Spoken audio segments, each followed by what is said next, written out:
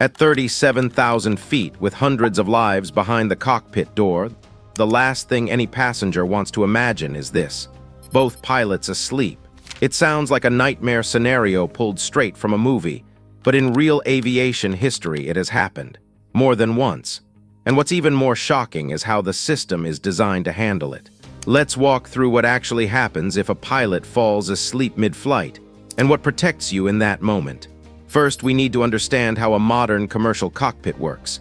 Most U.S. airline flights are operated with two fully trained, fully certified pilots, a captain and a first officer. They don't just take turns flying. At any given time, one pilot is designated as the pilot flying, handling the controls, while the other is the pilot monitoring, watching instruments, communicating with air traffic control, and scanning for problems. Now here's the first truth many passengers don't realize. On long flights, pilots are legally allowed to sleep. It's not a secret. It's regulated. For flights that stretch across multiple time zones or last many hours, airlines schedule controlled rest periods inside the cockpit or use additional relief pilots. One pilot remains fully alert while the other takes a brief, timed rest. This is done to prevent dangerous fatigue, which is far more deadly than controlled sleep. But what happens when sleep isn't controlled? Fatigue is one of the most underestimated threats in aviation. Pilots work early mornings, overnight shifts, long duty days, and constantly changing schedules. Even with strict FAA rest rules in the United States, the human body doesn't always cooperate. Sometimes exhaustion wins. There have been real incidents where both pilots unintentionally fell asleep at the same time. One of the most famous cases occurred in 2009 when two Northwest Airlines pilots overshot their destination airport by over 150 miles. Air traffic controllers repeatedly called the cockpit. No response. Military jets were briefly considered for interception. Why? Because both pilots had fallen asleep while using their laptops during cruise. The aircraft flew itself, silently, at 37,000 feet. And this brings us to the most important part of the story. Modern airliners don't need constant human input to stay in the air. Once an aircraft reaches cruising altitude, the autopilot system takes over most of the workload. It holds altitude, maintains speed, follows GPS routes, and even adjusts course for wind. In many cases, the airplane could fly for hours without a single button being touched. So if a pilot nods off during cruise, the plane does not suddenly dive, drift, or fall out of the sky. It continues to fly the programmed route with machine-level precision. However, this does not mean the situation is safe. Because while autopilot can fly the aircraft, it cannot replace human judgment in unexpected situations. If turbulence intensifies, if an instrument begins to malfunction, if weather deteriorates suddenly, if traffic creates a conflict, the system expects a human to respond. And this is where the danger really begins. In the cockpit, there is a constant stream of alerts, radio calls, system checks, and adjustments. If both pilots are asleep and a warning sounds, it might escalate through multiple levels. First a chime, then a flashing light, then a louder alarm. Some warnings can even disengage the autopilot if severe enough. And that's when a silent cockpit becomes an uncontrolled one. Now here's the part that might shock you. If both pilots were truly unconscious for a long enough time, passengers would not immediately know. From the cabin, everything would feel completely normal. Smooth air, steady engine noise, flight attendants continuing their routine. No shaking, no sudden movements, just a plane quietly flying itself through the sky. But in the background, air traffic controllers would start noticing something strange. Controllers constantly track every aircraft on radar. They monitor altitude, speed, and position. If a flight stops responding to radio calls, especially for more than a few minutes, that becomes a serious concern. They don't jump straight to panic. First, they try different frequencies. Then they alert nearby aircraft and ask them to relay messages. If that fails, airline operations centers get involved. Emergency protocols activate. If communication still can't be restored, the situation escalates to national defense. Fighter jets can be scrambled, not to shoot the plane down, but to visually inspect it. They look for signs inside the cockpit. They try to get the pilot's attention using signals and wing movements. They confirm whether the aircraft is under control or drifting dangerously. In past cases, this exact process has saved time and prevented disasters. But the most chilling part is this. In every real-world case where both pilots fell asleep during cruise, the plane kept flying perfectly until someone woke up. Sometimes it was an alert. Sometimes it was turbulence. Sometimes it was air traffic control finally getting through. But there's a darker scenario aviation planners prepare for.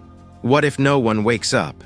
If both pilots remained incapacitated for an extended period, the aircraft would eventually reach its programmed destination, or run out of fuel. Modern flight management systems follow fuel predictions carefully. If the engines flame out due to fuel exhaustion, the aircraft would begin a glide descent. Commercial jets are designed to glide surprisingly far without power. A fully loaded jet at high altitude can travel dozens of miles unpowered. Eventually, though without human intervention, the outcome would be catastrophic. And this is exactly why aviation safety doesn't rely on just one layer of protection. It stacks safeguards on top of safeguards. Pilots undergo fatigue risk management training, duty time limits, mandatory rest rules, cockpit procedures that demand constant call and response communication between both pilots. If one pilot becomes unresponsive or unusually quiet, the other is trained to act immediately. Flight attendants are also part of this safety chain. If the cockpit stops responding to cabin calls, that raises a red flag. Many aircraft also have internal alert systems that flag lack of cockpit interaction during key phases. And perhaps the most underrated safeguard of all, 2 human brains. It sounds simple, but it's powerful. Pilots are trained to observe each other constantly. Slurred speech, slow reactions, missed checklists, these are all warning signs of dangerous fatigue. Still, despite all this, sleep has slipped past the system before. And in the next part of this story, we'll go deeper into what happens if a pilot falls asleep during the most critical moments of flight. Takeoff and landing, where autopilot can't save you, where reaction time is everything, and where seconds decide the outcome. Cruise altitude is one thing. That's where the aircraft is stable, systems are automated, and the workload is light. But now imagine this instead. The runway lights are approaching fast. The aircraft is descending through low clouds. Winds are shifting. Instruments are busy. Air traffic control is issuing rapid instructions. This is where sleep becomes deadly. If a pilot were to fall asleep during takeoff, the risk begins almost immediately. Takeoff is one of the most complex and physically demanding phases of flight. The aircraft is heavy with fuel. Engines are at full power, and speeds increase rapidly. Pilots must make split-second decisions based on engine performance, warning lights, and runway conditions. If the flying pilot became incapacitated during this phase, the other pilot would have only seconds to recognize something is wrong and take control. That recognition doesn't happen through dramatic movie moments. It happens through tiny details. A delayed hand movement, a missed airspeed callout, a sluggish response to a warning. And if those warning signs go unnoticed, the margin for recovery shrinks fast. Now consider the even more dangerous scenario: landing. Approach and landing are where most aviation accidents historically occur. The aircraft is low, slow, and reacts instantly to control inputs. Autopilot may still be engaged, but pilots are actively managing speed, descent rate, and alignment with the runway. If a pilot fell asleep here, even for a few seconds, the consequences could be felt immediately. A missed descent correction could cause the aircraft to drop below a safe glide path. A delayed throttle response could lead to a hard landing or runway overshoot. A moment of inattention could result in a stall warning just feet above the ground. This is why pilots are trained to challenge and confirm every critical step during landing. Speeds are called out loudly. Altitudes are announced.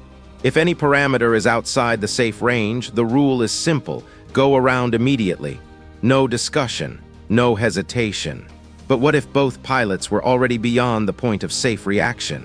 It's rare, but aviation safety planning doesn't ignore rare scenarios. If both pilots were unconscious or incapacitated during final approach, The aircraft would likely continue descending under populated autopilot settings until it reached limits the system could no longer manage. Autopilot is not designed to land the plane on its own under normal airline operations. It can assist, but human input is still essential in most situations. At that point, the aircraft's fate would depend entirely on which protections activated first: stall protection systems, terrain warning systems, or overspeed protection. You would hear it before you ever saw danger. Pull up. Terrain. Sink rate. Stall. These warnings are designed to be unmistakable. They are meant to cut through fatigue, confusion, even unconsciousness. They are loud. They are aggressive. They don't stop until corrective action is taken. In several real-world cases, those warnings were enough to snap pilots awake just in time. And that brings us to another powerful safeguard hiding in plain sight: the human startle response. Even if a pilot is in a light sleep, sudden high-intensity alarms can trigger instant physiological reactions. Heart rate spikes, adrenaline surges, muscles tense. The body reacts before the mind fully processes what's happening. But reaction time still matters. At 150 knots, a jet covers the length of a football field every second. And this is where the cabin crew becomes part of the emergency system. Flight attendants are trained not just in service, but in anomaly detection. If repeated calls to the cockpit go unanswered, if descent doesn't begin when expected, if the aircraft appears to fly past its scheduled arrival time, procedures escalate quickly. The captain's door can be opened under emergency authorization. Entry can be forced if necessary. There has never been a confirmed large U.S. commercial airline crash caused solely by both pilots falling asleep during landing. But that's not because it's impossible. It's because the safety system rarely stops at one failure. It layer checks itself, pilot to pilot, cockpit to cabin, cabin to operations center, operations to air traffic control to national security. And if everything fails, the aircraft itself still fights to stay stable as long as physics allows. But there's one more reality few people talk about: microsleep. This is the most dangerous form of fatigue in aviation. It's not full sleep. It's brief shutdowns of the brain, 3 seconds, 5 seconds, 10 seconds, often without the person realizing it happened. In that brief window, a pilot can miss a speed decay, miss a descent rate change, miss a warning chime, miss a radio call, and by the time awareness returns, the situation may already be unstable. This is why modern cockpits demand constant verbal communication. It's not just protocol, it's fatigue defense. Speaking forces the brain to stay engaged. Silence is a warning sign. Still, real fatigue incidents continue to occur. Pilots are human. They have families. They work overnight shifts. They cross time zones repeatedly. They operate complex machines, while their biological clocks fight back. That's why fatigue prevention has become one of the biggest safety focuses in American aviation. Airlines now use biomathematical scheduling models, sleep science consultants, wearable alertness monitoring studies. Even cockpit lighting is designed to reduce circadian disruption.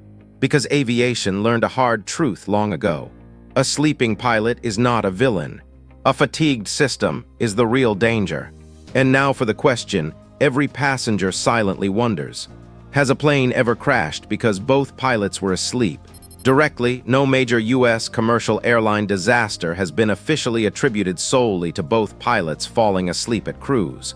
But fatigue has been a contributing factor in numerous accidents worldwide, affecting reaction time, judgment, and decision-making during critical moments. In some cases, pilots were not technically asleep, but their performance was so degraded by exhaustion that the outcome was the same.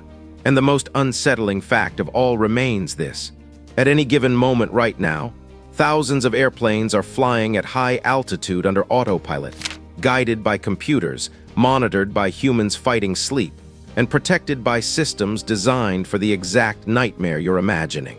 The sky remains safe not because sleep never happens, but because aviation learned how to survive when it does.